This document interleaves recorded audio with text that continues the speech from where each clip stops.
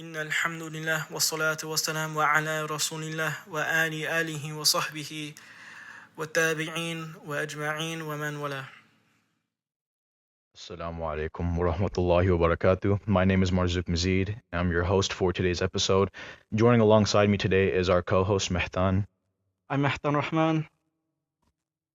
Yeah. Yeah. You could have said Saddam, but Assalamu alaikum. I'm Mehtan Rahman. You'll cut this out, right? no, I'm leaving this in. Okay. Sorry. What do I say? We're off to a great start, guys. Great start. Amazing start. Assalamu alaikum, guys. My name is Mehtan Rahman. I've served as the education director for Nueces Mosque. And here's our co-host for today's episode. That wasn't so hard, was it? Okay, come on, man. Let's continue. All right. But for today's episode, we are joined alongside here of Mufti Imam Anwar, who is serving as the Imam of Nueces Mosque. So I want you to tell us a little bit about yourself before we get started, like working here at Nueces and how your experience has been over these past few years, if you could. Yeah, assalamu alaikum, guys. It's a blessing, honor, and privilege to be here. Already loving this podcast. The number of false starts and jokes in between takes. I don't know if it's going to make it the final cut or not, but it's always a pleasure being in a room full of just good energy and good people. So my first name is Anwer, and my last name is Imam. And as the listeners may already know, an Imam is a Muslim prayer leader, someone who offers pastoral religious care to Muslims. That happens to be my family's last name. Truthfully, it's probably because somewhere in my lineage might have been someone who kind of served as an Imam in like a village back home in India. And as is the case in that society, in that culture, you just sort of call people like, oh, Dr. Saab, because someone's a doctor. You call someone, Imam Saab, because they're an Imam. And that essentially becomes like your official kind of title, your name. And so, I serve as an Imam now, and people ask me why I do it. And I always tell them I don't have a choice. It's literally my name. Yeah. Right? So people call me Imam squared, right? Imam. That's a math joke for the viewers who didn't get it. And I serve at Nueces. And Nueces is a very unique masjid. It's a very unique mosque. It is situated essentially adjacent to one of the largest university campuses in the country. And so the vast majority of my congregation, they're students. 18, 19, 20-year-old young men, young women. Just many of them are, starting off their life for the first time away from their parents, seeking an education, moving, having to make all sorts of life decisions. And sort of my job is to help kind of navigate and guide that phase of their life and to kind of teach them Islamic principles along the way. This is what I do. It's my life's work. I've been at Nueces for now 3 years, going on 4 years. But my journey didn't begin here in Austin. So I was trained in Islamic studies in Dallas. I did a sort of a 5 to 6 year program in which at the end of it, you essentially study the Islamic sciences, you study the Quran, Hadith, Islamic law, etc., Islamic creed, belief. And at the end of it, you basically go into teaching the religion, whether in the capacity of a teacher or an imam like myself. So before this, I also served as an imam at another masjid in Dallas while I was studying. But even before that, I was actually born and raised in New York. Lived there for 20 plus years. Grew up in the community. Plugged in to like the local kind of youth group. Were you in NYC or was it just? Yeah, that's a good question. I was in one of the suburbs of New York City. So it's called Long Island. So New York City is about 8 million people or so. And Long Island is about 7 million people. So I see. It's, I grew up when it was not heavily populated with Muslims. Mm-hmm. It's all different now. It's very different now. Where growing up, I was the only Muslim in my high school. I was the only Muslim in my graduating high school class. And so really my journey to studying Islam is a journey of just figuring out for myself what does it mean to be Muslim. Mm-hmm. Because on the one hand, I was, very plugged into the local community. I played all the local sports, Little League baseball. I mean, I was, the point guard on my school's basketball team. So in that sense, a very typical American upbringing. But then there was also just a huge difference as well, Yeah. right? And so what is my identity? Like, am I Muslim? Am I American? Am I Pakistani? Like, what? That was a big deal to me growing up, right? Because my parents are from Pakistan, my grandparents are from India. I've never been to either country. I was born and raised in America, so I'm an American, but I'm not exactly like the rest of the Americans in my class. So what am I? The only identifying thing that made sense to me was Muslim. Mm-hmm. That's the thing that fully described me. But then you ask, like, well, what does that mean? What does it mean to be Muslim? I didn't really know until I started formally studying it. And after I studied it, I wanted nothing more than to teach it to others.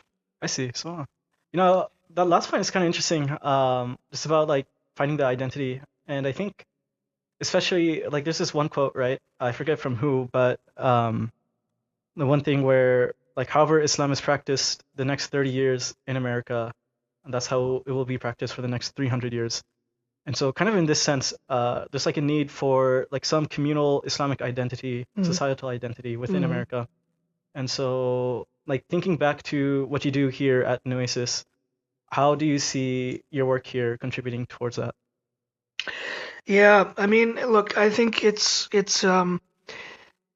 built into like the human condition, right? That we need community, we need safe spaces, we need belonging. Not only do we experience that like anecdotally, like people get lonely when they're not around people, but also I would even argue that so much of like the Arabic language, the Quran is revealed in a very specific language. The word for human being is the word insan. And there's two actually theories as to why that word is what it is. One theory is that it's related to the word nisyan, which means to forget. Mm-hmm. So it's built within the human nature that we are people that are flawed. We're gonna mess up. We're gonna forget. And when you do forget, when you do mess up, you pick yourself up and you keep going. That's one meaning of insan. But the other more accepted position is the word insan comes from the word uns, which means like affection. It means like togetherness. It means, being comfortable not just by yourself but with other people. So that's part of the human condition.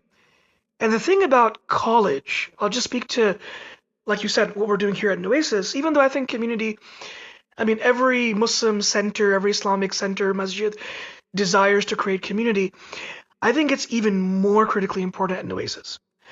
Because for the first time in your life, you are making friends purely based on your interest and your choice. This is your decision.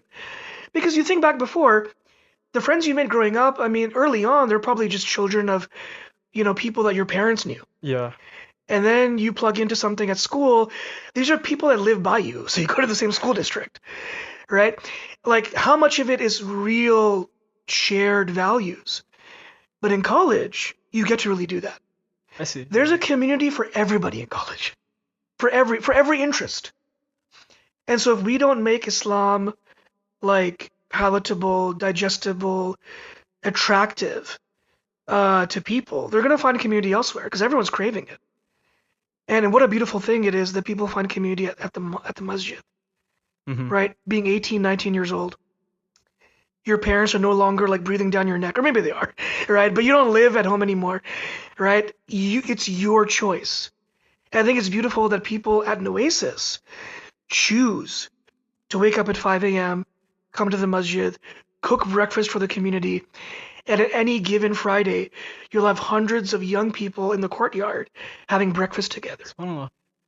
300 people packing the musalla for a program on a Friday night, right? Or at any given day, you'll have like brothers sitting on the porch, sisters chilling in the back of the musalla, doing their homework, reciting Quran together. I mean, that's community. What a beautiful way to spend some of the most formative periods of your life. That's what we're trying to do. So yeah, you bring up a really good point, and what I wanted to ask about.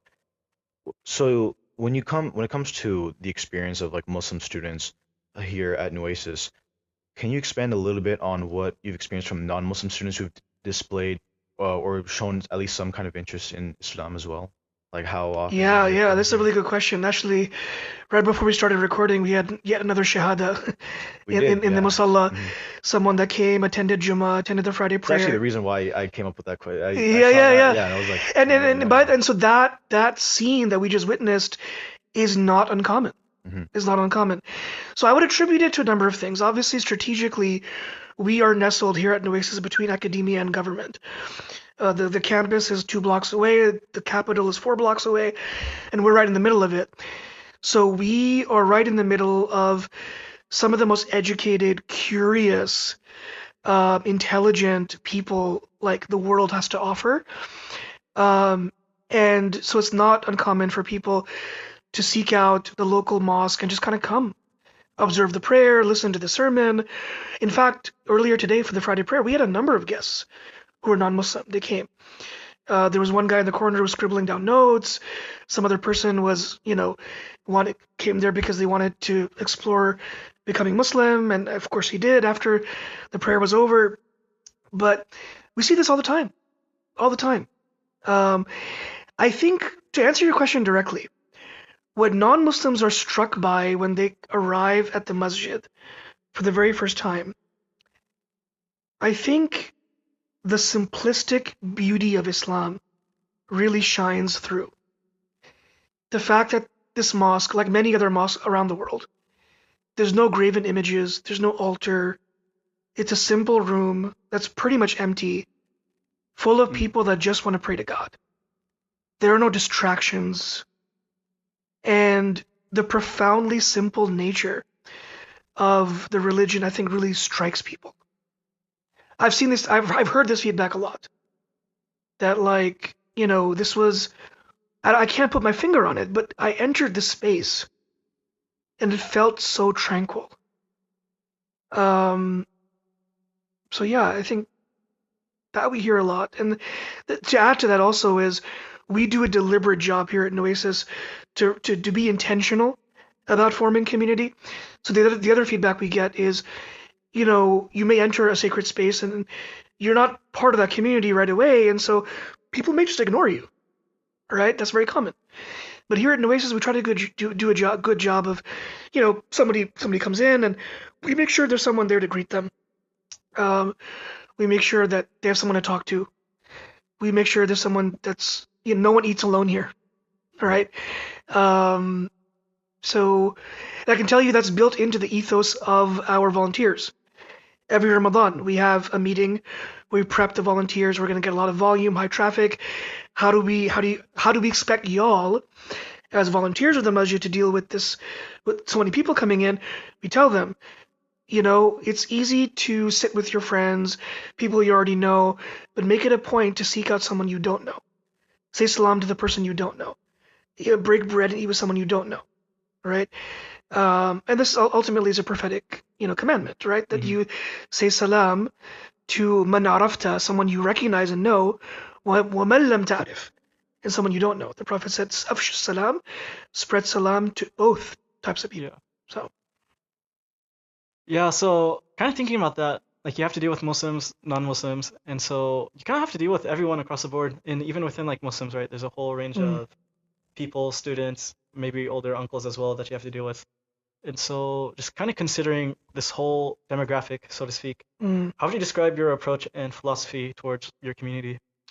that's a good question. We, as you mentioned, have a very diverse and cosmopolitan community. Of course, the bulk of the people that attend here are young students. But then, Austin is a very diverse city. We've got older folks, young families that live in the area, young professionals that come. Like I said, we're between the campus and the capital, so we've got people that work at the capital. They come and do Jummah here. We've got academics, researchers, educated people, people that are just kind of driving taxis around. We've got everybody. And so my philosophy is I'm not trying to recreate, any one particular culture here. I'm not trying to transplant the culture of any one particular country or one particular type of Muslim majority society. And when you have such a diverse group of people, the only standard that makes sense to follow is the sunnah of the Prophet. Sallallahu Alaihi Wasallam. So we take, those initial efforts in Medina as our inspiration. How did the Prophet ﷺ build community? How did he build? He built people before he built a structure. SubhanAllah. Wow. And so, we take this very, very seriously. We try to accommodate for everyone. We use this phrase, right, very often, that come as you are, to Islam as it is. And what does that mean? That means that no one's going to check you at the door to see how religious you are, how knowledgeable you are, how committed you are. So come as you are. But lest anyone think that, oh, well, this is a free-for-all, I can do whatever I want here. This is still a sacred space. It's still a religious space. So the second part of it's also really important, which is, yes, we'll accept you wherever you happen to be on your trajectory of like commitment and faith, but with the expectation that the longer you spend time in a sacred Islamic space, your core values, your behavior, the way you engage with people should slowly start to become more and more and more in line with what divine revelation demands of us. So the second part's equally important, which is come as you are, to Islam as it is. Come as you are, so we'll accept you, but we're not willing to compromise our principles or change Islam to do that. Yeah. So come as you are, but to Islam as it is. Mm-hmm.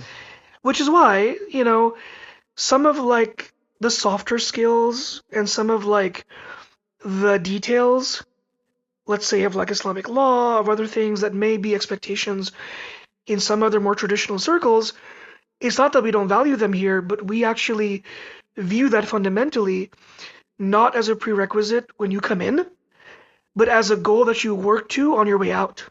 SubhanAllah. Yeah. So you think about that young sister who may not be ready to take hijab yet. We welcome them too.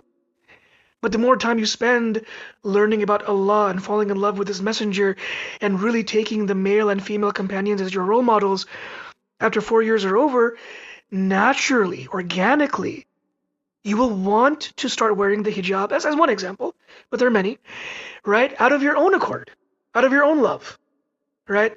And that's what we want. Yeah. Because that kind of change is lasting. That means that we spent 4 years building your iman here, and then we can expect that iman to remain for the next 40 years. We don't want people to come to Nueces and like kind of behave quote unquote like a Muslim for 4 years, and they graduate, and out there after graduation, like corporate life is very different. Right. It's hard to find like-minded people, Muslims, and if you stop practicing those values, to be honest, I mean, that is considered to be a failure to me. If someone actually gives up what they learned at Nueces after they've graduated, that to me is a failure. But if you can remain Muslim after you graduate in that environment, that is what I consider success as an imam here at Nueces. Mm-hmm. So kind of like thinking about your response, right? You kind of mentioned how like this kind of community is different from others in the sense that people come and then they leave, right? They get their graduation, they get their diploma, and then they dip. And so kind of with this in mind, how do you think the communities that they go to are affected from what Nueces has taught them? That's a great question. I can answer that by using a couple of really inspiring anecdotes that stick out in my mind. One of the really exciting projects that we've started in the past couple of years here at Nueces is called the Seminary Project. So basically it's a curriculum that students who are attending UT or just in the Austin area, while they're studying at college, the vision is that by the time they graduate, they're holding a diploma, a degree, some sort of credentialing by the university in one hand. But while they were at UT, they also plugged into the mosque that was just 2 blocks away, and they also took classes at the masjid. And after 4 years of taking classes at the masjid, they now stand before you holding another degree in the other hand that actually speaks more to their soul, right? That connects them to their religion. And so we have started a curriculum, a syllabus, where we teach young men and women the basics of the Arabic language, the basics of the basic kind of pillars of Islam. And a few of our graduates have gone out and now are studying further in other institutions. Some of them are actually helping their local imams in the communities they live in now to deliver programs for the youth, halaqas, reminders. The brothers are delivering khutbahs, leading the prayers. That's the other cool thing we do here at Nueces, is we have such a talented pool of young guys who lead prayers for us, Ramadan, Taraweeh, right? We really empower young people here in a way that no other masjid does. So we've already seen that. We've already seen graduates of UT plug into other communities, and when you ask them, like, where'd you learn all this? They say, well, I was blessed to have a masjid right next to my campus when I studied in college. I learned it there. Now, moving even beyond the Muslim community, I was just talking to a young brother who graduated like 3 or 4 years ago. He shared with me that he was promoted.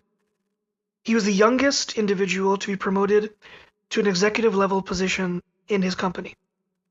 When his boss asked him, like, you have such a knack for like aligning diverse group of people on one agenda, you get everyone to see the bigger picture, you're professional in your behavior and comportment and character. Where'd you learn all this? Wow.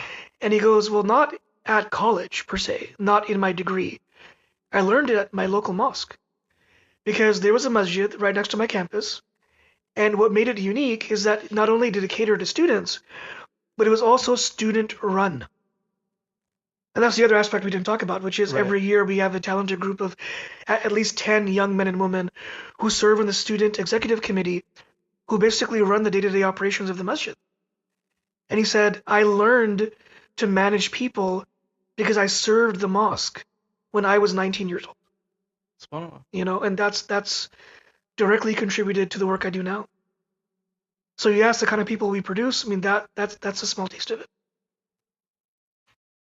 So what I wanted to ask is that we know that you hold office hours here at Nueces. Now, I don't know if this question is going to be like TMI or anything, but what I want to know is, what is the most common request that you've gotten or like question that you've been asked during office hours, and what advice would you say like you share that that accommodates those kinds of questions, or like some piece of advice that you share with almost all of these students who ask you the questions, That's a really good question. Let me preface it by saying that I think when I first started doing this, the kind of questions I get were like typical imam stuff, like, is this allowed? Is this not allowed?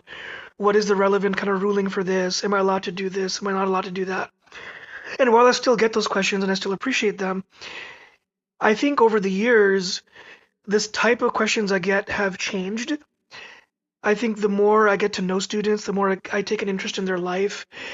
I'm getting a lot more questions regarding like their personal journey. Like the more I get to know a student, they'll come in and they'll kind of talk generically in the first couple of meetings, but then eventually, once we've formed a relationship, a bond, then they'll start to open up about challenges they're having in their life, whether it's to do with academics, their own personal kind of things, mental health, challenges with family, parents, issues getting married. It's the whole, it's the whole gamut. I will say one common thread is college is such a transitory, and it's such a uncharted territory as well for both parents and children. Parents for the first time are learning to let go. Yeah. And children for the first time are exploring freedom, right?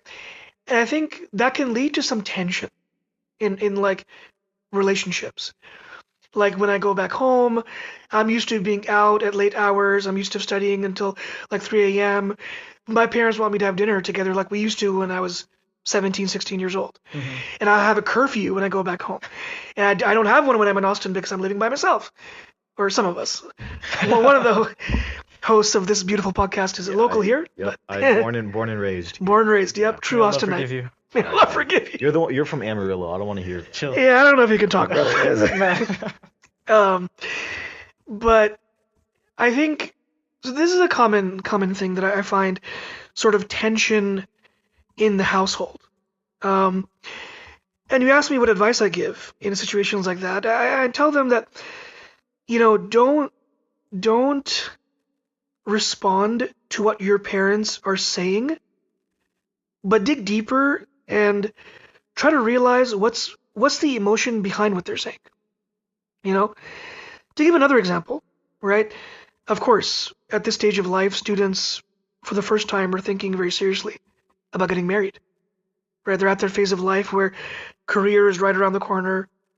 The next logical step is settling down, starting a family, sharing life with someone. And you're surrounded by Muslims if you attend the masjid or if you're at the MSA events on campus. So how do you navigate that? Sometimes you may find someone whose core values align with yours, but your parents say no because they're not of the same kind of background. Ethnicity, same side of the river, right? Yeah. They live in the same village, but they're in the wrong part of town, kind of thing. And so, let's say the person's of a different race, right? Yeah. In that moment, a young person may want to kind of give their Martin Luther King Jr. speech. Like why are you being racist to that culture? And I have a dream that one day I'm gonna marry a girl of the color of my choosing or whatever. But ultimately, at the end of the day, your parents, even though they may be racist in their other kind of aspects of life, but in that moment, what you have to realize is racism isn't exactly driving the no that they're giving you. What's driving it is unfamiliarity. What's driving it is a real fear of the unknown. What they're trying to communicate to you, but they don't have the words to say it because they're Desi. Or Arab. I don't know. This isn't just one demographic that's listening. My fault. They don't have the words to say this, but what they're trying to say is, you are marrying someone whose culture, whose background, I know nothing about. What I fear is not having a relationship with your spouse, which leads me to the ultimate fear, and that is I fear losing you. I fear losing you. So if you can address that, that's the real crux of the issue. That's the real problem. So yeah, I think generational kind of like tension between parents and children is a common thread that I'm having to navigate on both ends, by the way. Like advising the student and also having parents come visit and being like, hey, like my kid doesn't call me every hour. What gives? And I also have to kind of explain to them that like, while I appreciate you checking in and you're worried, the nature of this relationship is a bit different now. There is a bit of autonomy that your child kind of needs to grow. So yeah. Yeah, I wanted to go on a little bit from one point that you made earlier. So, especially for students who are like moving out of home, they're living here for the first time on their own. The truth is that UT Austin, it can be considered a party school in a way. There's a lot that we're surrounded by that. There's a lot of fitna that many students can be surrounded by that they can easily fall into. Yeah. What I want to know is, what is your advice that you would want to share to these kinds of students as to like how they can avoid this kind of distraction, as well as if they themselves are able to avoid it, but they know a friend who's struggling with that, how can they address that to them? How can they communicate that kind of issue to them as well? There's a simple phrase they use in real estate: location, location, location. Right? Okay. Yeah. So much of that fitna is being in places you shouldn't, at times you shouldn't be, right? And so as basic and simple and really as cliche as this sounds, my advice honestly would be plug into the masjid. The masjid is the divine institution that's meant to protect and preserve the iman of the Muslims. And I would say even beyond that, to your point, specifically to our location, we are in a downtown location. There are clubs, bars, frats, like in every direction within walking distance. And this newfound freedom and autonomy is very real. I mean, you can be in a place that you're not supposed to be at, and from your parents all the way to your roommates, no one has to know about it. No one will find out, potentially. So really, you have to ask yourself, what kind of environments do I want to be in? God forbid if Allah were to take my life in this environment, would I be happy meeting Allah in this state? I think that's like the best like perspective to look at it from. You know? My, It- my, yeah. Just like, what was it, a couple of weeks ago, we prayed janazah locally here of a young girl who just graduated UT, Right. right? You don't know when death will approach you. Like, nobody's expecting that young girl to die at the age that she did. Right. So really think hard about what kind of person you want to be. College is your one opportunity to literally start a brand new trajectory of your life. Mm-hmm. It's your choice. And for those that may kind of like, obviously we cater our events and classes and things to the younger people. So sometimes we may have an event here at Nueces that may not be, a class on religion per se. Maybe it's a poetry night. Maybe it's a potluck, right? Maybe it's a social. And I'm not saying that every event is for every personality type, Yeah. right? But then that also, I will say that if that kind of, if those types of events are not your cup of tea, okay, you also have to weigh that against the value that you put in protecting your faith. Because ultimately, at the end of the day, whatever expectation you may have of a masjid, and even if that expectation is the masjid ought to be like a library, pin drop silence, like a serious, somber attitude, no one should be joking around, etc. Well, again, it goes back to the question you asked me earlier. Our job at Nueces is not to create a library. There's libraries on campus. If that's what you want, you can go to PCL. All right? Those of you listening don't know what that is. It's the main library on campus, right? And people go there to study. So you can go to PCL or whatever floats your boat, right? Here, when you come to Nueces, there may be events that we do that may not, like I said, be your cup of tea. But again, it goes back to our standard is the Prophet, sallallahu alaihi wasallam. And in the Prophet's mosque, there were moments. I mean, when you read the descriptions of the prophetic masjid, there were political prisoners kept in the masjid. There were people that lived at the masjid, the Ashab al-Sufa. There were medical procedures happening in the mosque. There were, on the occasion of Eid, like African converts to Islam that were jumping around doing acrobatics and throwing their spears and whatnot. I mean, the masjid was a lively place that had much more than ritual worship going on. It was a fully comprehensive community center. And not to shamelessly plug this, but we are on the verge of reconstructing our masjid to actually make a space that can accommodate all of these things and much more. So we look forward to, inshallah, to be in a place where the section of the masjid that is reserved for ibadah can be pristine and sacred and pure, and the rest of the building can actually accommodate some of the other stuff that we do. The conferences, seminars, poetry nights, hangouts, socials, potlucks, dinners, etc.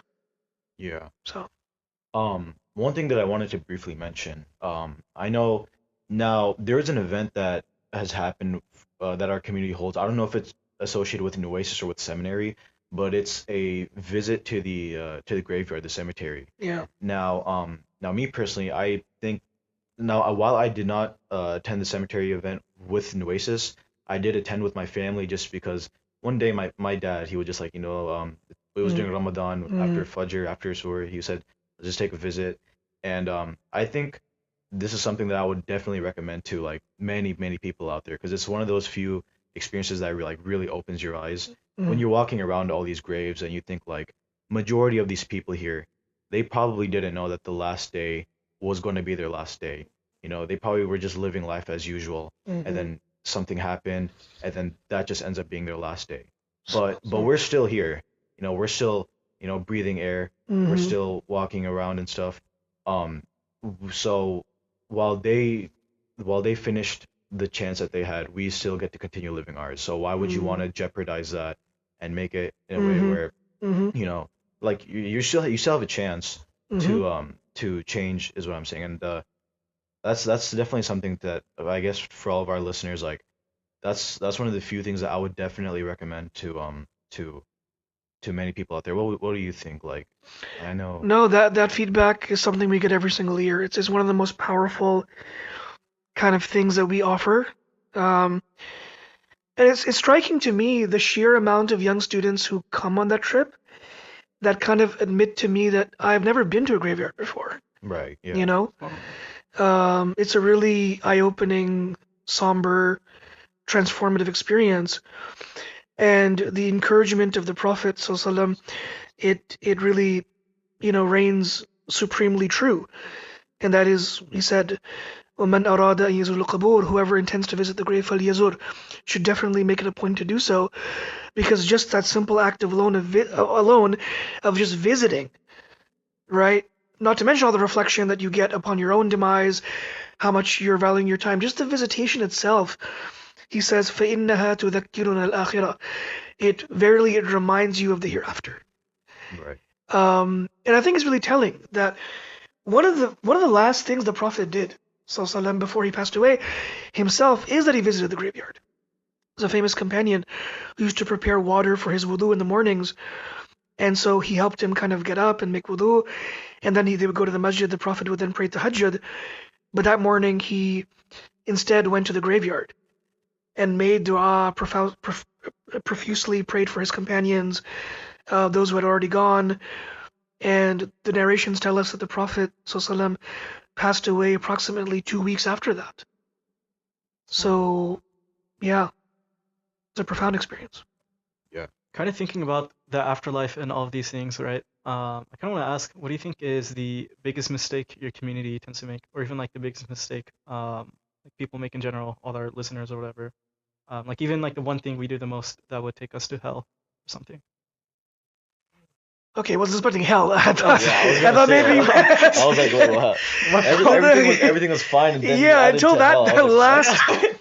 I thought it was gonna be like a general mistake people make. Yeah. So as my wheels were turning, let me just answer both Okay. questions. The one I thought was coming, Yeah. and the one that came.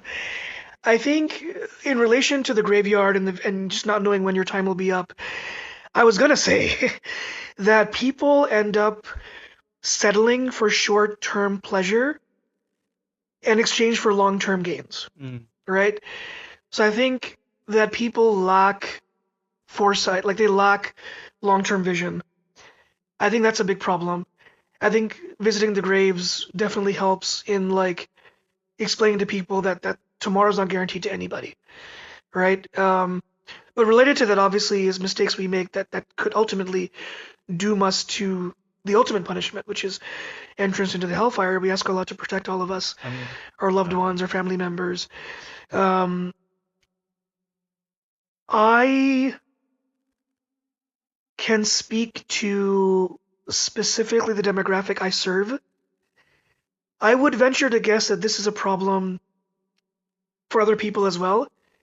But in my experience dealing with younger folks, there's one thing I'll say, and that is the inability to lower one's gaze. The inability to lower one's gaze. And what I mean by that is two things. The obvious meaning of that is obviously in the Quran, Allah says to lower your gaze and not look objectively. Do not look with desire or lust to the opposite gender. Don't objectify people.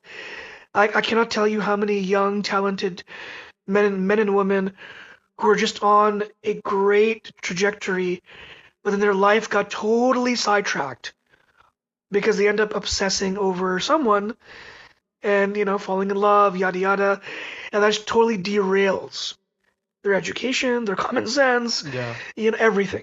Everything. That one glance starts a snowball that they don't recover from. right? Start failing classes, start, not praying anymore. They just become infatuated with a person, and they love them the way they should love Allah, really. They should love serving and worshiping Allah. And the Quran talks about this. Mm-hmm. That there are people who take partners with Allah, but not in shirk, not like they worship Allah, but Allah says, يُحِبُّونَهُمْ كَحُبِّ اللَّهِ.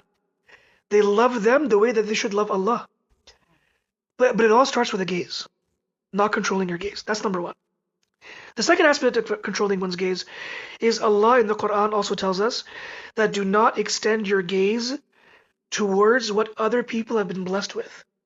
Meaning don't obsess over other people's blessings. How come she has this? How come he got that? It'll, again, make you insane. Because you spend your whole life like catching up to other people and not being grateful for what you really have. And that's why, to kind of wrap up this answer, our Prophet gave us this advice. Sallallahu Alaihi Wasallam, he said, when it comes to matters of deen, of religion, look at people above you because it'll motivate you. It'll inspire you. It'll encourage you to do better. But when it comes to matters of dunya, of material possession, he said very famously, "Unzur ila man asfala minkum." Look at those who are below you, because it engenders more gratitude towards Allah. Yeah. So, yeah. Well, yeah. But I believe that is all the time that we have for today. But Jazakallah khair, Mufti Imam Anwar. We're as part of Nueces community and UT MSA as well. I think I could speak for many people when I say that we're very lucky to have you as part of our community, as a role model to many of the students here. But before we end, are there any like last words of advice that you'd like to share before we conclude? Well, first of all, I appreciate your kind words. It's a blessing for me to be here in this community. I hope to be serving it for many years to come. I truly feel very blessed here, very valued here. And I think that we can take what we're doing here at Nueces, and I think it can be a model for everyone, for every campus, every MSA, every masjid that seeks to serve younger people, especially the college demographic. And we're just beginning. We're at the tip of the iceberg as to what we really want to accomplish here at Nueces. We're super proud of what we've already achieved, but I believe sincerely that with the new building and with, more and more, talent and scholars and young people, I mean, we can do much more in serving the community.